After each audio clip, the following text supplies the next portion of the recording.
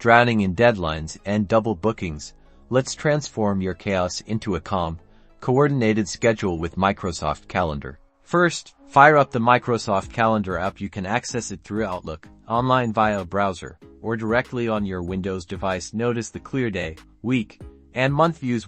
Choose whichever suits your planning style best. To schedule an appointment, click the new event button. A window will pop up where you can add a title like team meeting, set the date and time, add attendees by typing in their email addresses, and specify the location, whether it's in person or a Teams meeting. Don't forget reminders. Set them to ping you well in advance so you're never caught off guard. You can customize the reminder time to suit your needs. Collaboration is key. Click the Share Calendar option in Settings to grant access to colleagues, family, or friends. You can specify permissions, allowing them to view, edit, or even manage your calendar.